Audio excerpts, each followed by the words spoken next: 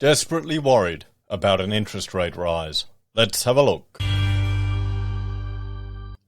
Hello everyone, Florian here and welcome to another episode of HeiseSays.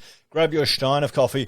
We're going to talk about an article which is highlighting the fact that some families out there, particularly young ones and probably first home buyers, are quite worried and afraid at the, frankly, impending interest rate increase that we're going to see from the Reserve Bank.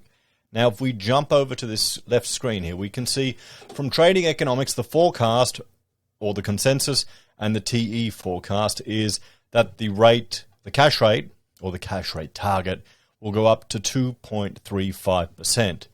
And, well, there you go. That's where it is now. 1.85? Yep. 1.85. So another 50 basis point increase to the cash rate. Now, for those of you playing at home, I'm going to bring up this cash rate chart. Look at that. Look how long we have only seen interest rates go down. So you can't blame people for thinking, well, the good times will just keep going forever. That's all they know. That's all they know here in Australia.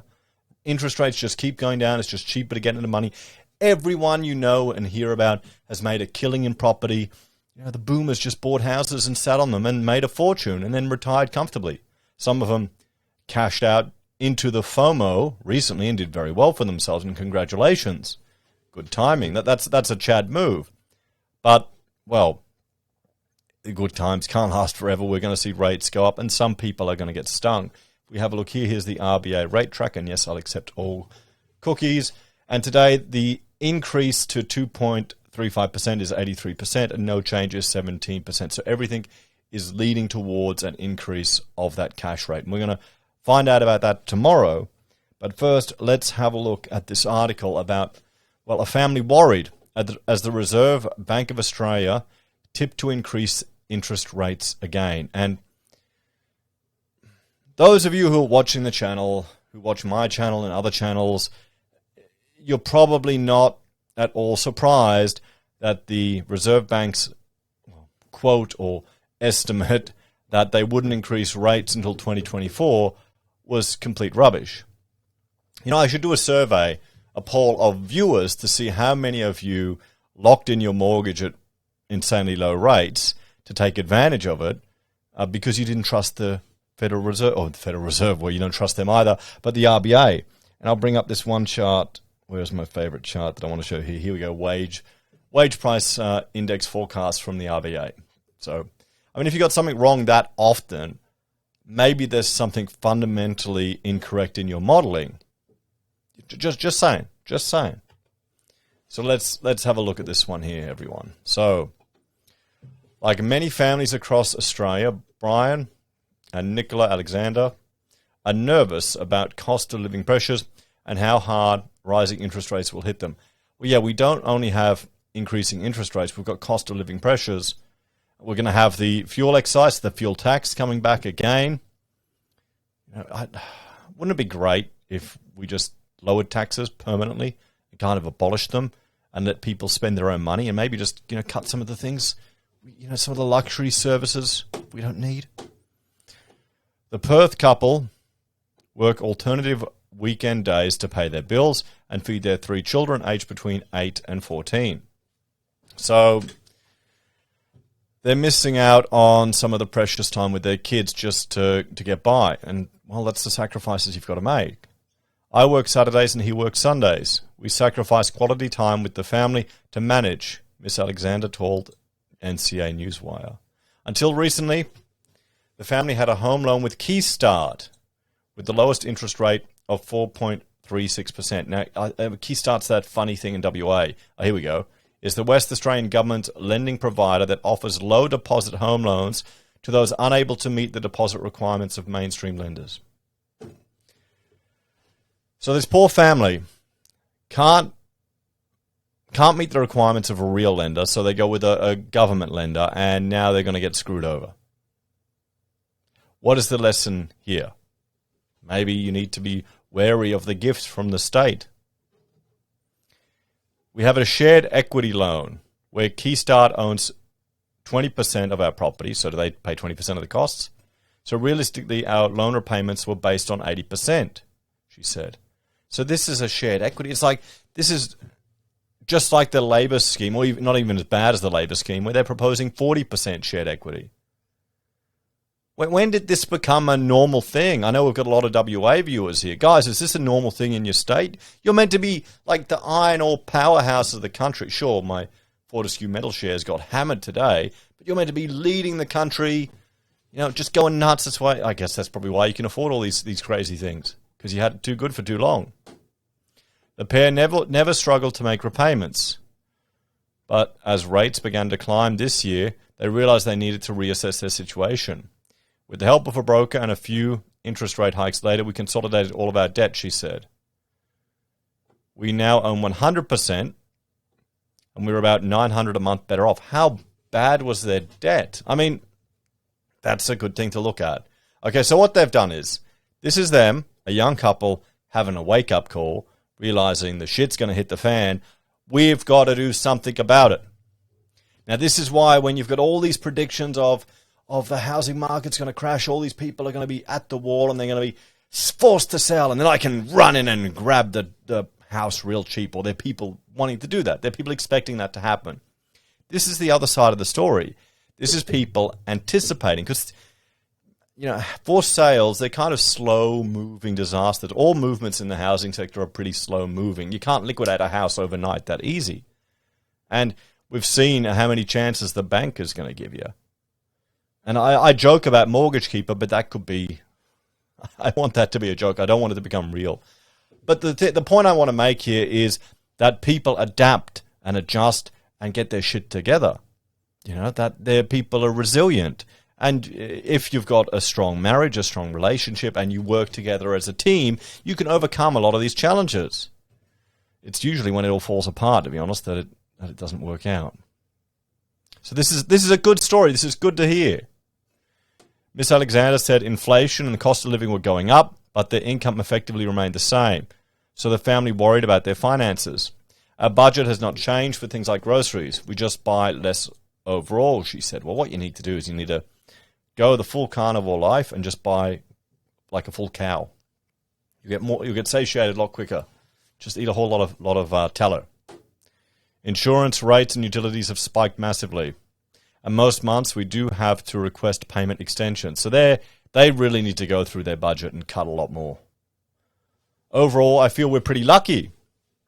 We've always budgeted well from a young age and live within our means. But if the cost of living continues to go up and at the rate that they are, we may have to make some big adjustments. You need to get more money. You need to earn more money. Your husband needs to get another job, needs to do a side gig. You need to start, well, they're already working on the weekends. They're already doing everything they can. You just got to upskill, I think, at this point, if you're working weekends. So what will the RBA do when it meets on Tuesday? So tomorrow, the RBA is tipped to increase interest rates by 0.5%, with a fifth consecutive increase that would put the cash rate at 2.35%. All of the big four banks, ANZ, CommBank, NAB, Westpac, are predicting the RBA to hike rates by 0.5. CBM Mortgages Director Craig McDonald told NCA Newswire that many economists were in predicting the cash rate to go as high as 3.5% from its current 1.85% over the next 6 months. We have obviously had a couple of 0.5% increases the past 2 months, and I think it will increase by 0.5% again in September, with smaller 0.25% increments in the later months of 2023, he said. Rate City Research Director Sally Tyndall said if the RBA pushed ahead with another double hike on Tuesday, the cash rate would hit the highest level since 2014. Yeah, that's it. We're getting high rates. And I mean, remember all the stories of the boomers in the 80s having double-digit interest rates, really insane interest rates? I mean, it was awesome. You would earn money on your deposits in the bank. Money would just appear from doing nothing. But, the people made ends meet. They did what they had to do. They survived.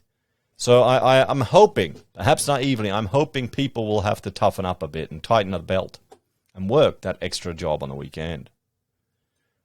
If this happens, the average owner-occupier with a variable mortgage could be paying an interest rate that's over 5%, she said.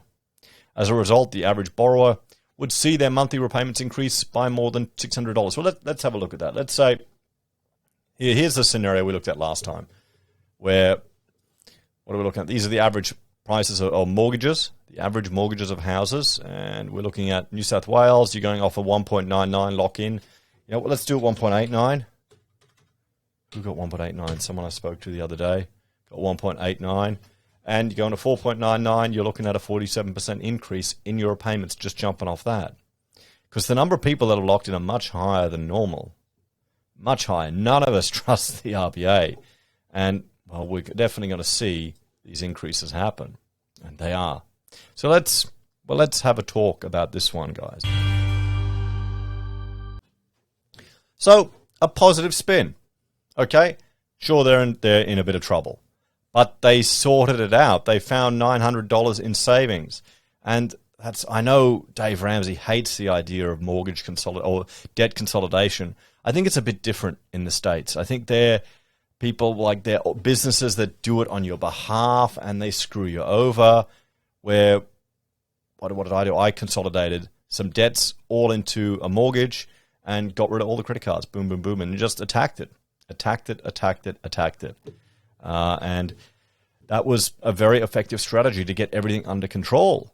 But you needed the breathing room to realize, or you needed a mistake or a stuff up to say, okay, what's happened here? We've got to get this under control. And the good sign here in this story, the young couple, they're already working hard. They're making sacrifices. They're doing what they have to do to get ahead. And they've identified this issue and it hasn't pulled them apart and it hasn't destroyed everything. So good luck to them. That's encouraging. I want more of these type of stories. Because, of course, I think there's another one on the ABC, of course. Woe is me, the bank lent me too much money. I buggered up the paperwork so I didn't get the home builder grant. All this type of shit. And I'm getting sick of it. I told you we'd have the sob stories. I told you we would. And it's just bullshit. People need to be responsible. Okay? You're all adults. You can vote. If you want to vote to destroy our economy by making us all use bloody, olive oil powered cars, you should be able to get your finances in order. Maybe that's a prerequisite to having the right to vote. You've got to have a certain net worth. Ooh, that'll hurt. People wouldn't like that one. Maybe you just have to be, $1 positive. What do you reckon? Anyway, thanks for watching. Like, share, subscribe. Check out my other channels, HeiseBim and HeiseSays International.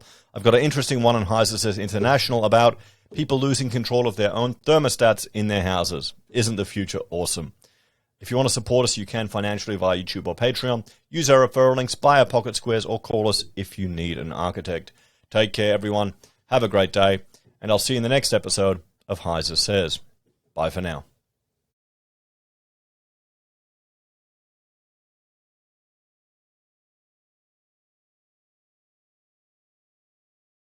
How high will rates go before they cut them? That's the question.